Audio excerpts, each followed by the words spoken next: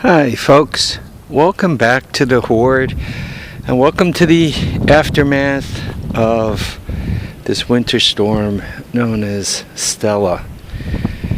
I managed to get the driveway functional again, but I have to say I used my snowblower, took 5 tanks of fuel to do the snow blowing I did. Just to give you an idea, sorry about the wind, how deep the snow was, and to give you the consistency of the snow. I mean, it's like foam. It's kind of like a foam mix, very crunchy, especially where one kind of did some snow blowing on it, and then it really got compressed. I've had this problem with the driveway all winter long, and my problem is the ground really is not frozen here by me. So whenever it snows, especially if it snows an appreciable amount, I end up with this slushy stuff, right? Which plugs up the snowblower entirely. I mean, not only the kicker in the back, but I mean it clogs up the spinning blades. Also, I mean, you guys could see my ground really is not frozen here, right? And sorry about the wind again. And it's really a problem. Normally I go into winter with a couple of thoughts, like, okay, I got a snowblower. I mean, this Cub Cadet is fairly new. It's been a pretty good snowblower. Starts, runs, and I have a backup. But with this slushy mix that I keep running into,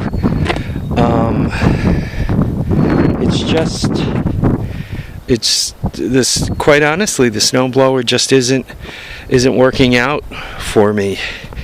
I think I got to be thinking much more about a plow situation. We already discussed the tug over there, and part of the problem with the tug is it really doesn't go fast enough, so that as I'm doing this long run here, right, it doesn't really go fast enough to tumble the snow over the side. I mean, it pushes, like I can smash it right up against this bank here until it won't push it any further. But what it doesn't do is it doesn't get any momentum, which if you watch a snow plow snow, the way it rolls it out of the way. I mean, it's a decent plow on there. It's a Western. It does the angles and all that kind of stuff, but it really doesn't roll the snow far enough. It doesn't go fast enough. What I need to do, I guess, with that thing is I need to give it one final chance, and we could see by how well buried it is. It's probably, unfortunately, not going to be this year, but I've got to figure out a way of getting that to move faster, or I got to get rid of it. There's no use keeping 4,500 pounds of metal there that's just rotting away.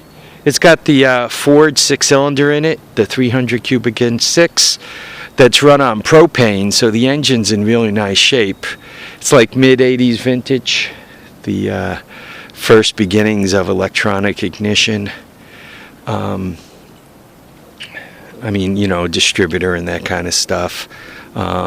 It's got a real distributor for, you know, the thing goes around to figure out what plug is going to fire. So it wouldn't be hard to convert back to a a points type engine if somebody wanted to go in that direction.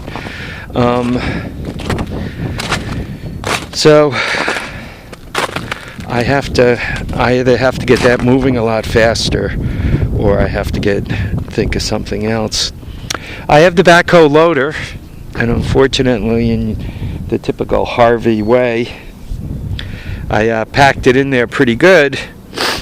And now when it's time to unpack it, if you got 2 foot of snow on the ground, or over a foot of snow on the ground, when it first snowed, there was about 2 foot when it first ended. It's not all that easy to unpack, right? Where do you put all the crap that's sitting on it, especially if the rest of the garage is full? So I also have to get myself around that. That's another situation that's not working for me. I don't know if any of you guys have ever plowed snow with a bucket on a backhoe loader. It's kind of a pest, because as you're pushing through, right? You're pushing through, because the front bucket on a backhoe loader is not shaped like a blade. It doesn't push the snow over either side, and as you're going forward, as it's pushing it forward because of the way the blade is, eventually it begins to go around the blade and over the top of the blade, and then you're running it over with your tires and all that kind of stuff. And I've discovered, once again, with any appreciable snowfall, 8 inches or more, as you come out of the garage and you're pushing it in this direction, somewhere about here, you're beginning to run into that problem. The other bad thing about the backhoe loader is it's a very long machine. It doesn't look that long, but typically when I drive it, I unfold the backhoe so it's directly behind me. That way it's not in the way as I'm going by things. I know that it's just behind me. But then as you're turning, right, it swings like the tail of a German Shepherd when you have a delicate Christmas tree, a Christmas tree with a bunch of delicate bulbs on it, or a small Christmas tree, right? The tail just seems to nail everything. But I must tell you, for me this year, the snow blowers didn't work out. One other thing I ran into as I was trying to blow snow yesterday, this thing kept turning, so I kept stopping and checking, and I would see a pin, right, and a pin. And I would say all is good, but this machine has 4 pins. 1, 2, 3, and you could see that one that's, kind of not right there. Well, it kept as I was pushing it into snow, this side was jamming, and then I would back it out and look, and they would be turning, but it would be clogged up, and I'm like, what the heck? And then gradually I figured out what the issue was. Probably isn't a bad thing also.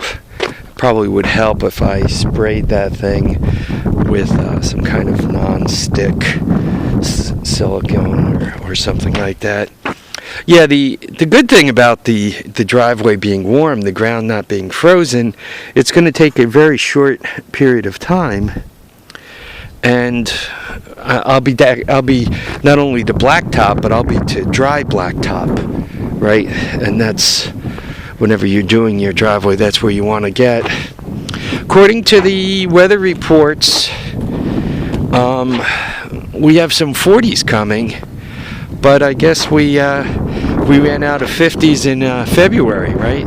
We got no 50s and no 60s coming anytime soon, which for me is kind of strange. For today's the 16th of March. We're already on daylight savings time, and we're less than a week from spring. So that's kind of it's kind of cool for this time of year.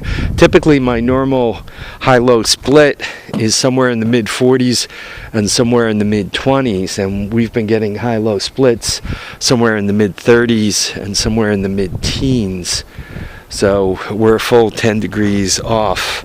I guess all the nice weather we got in February, it's time to pay it all back. So I must say, I am very sore today,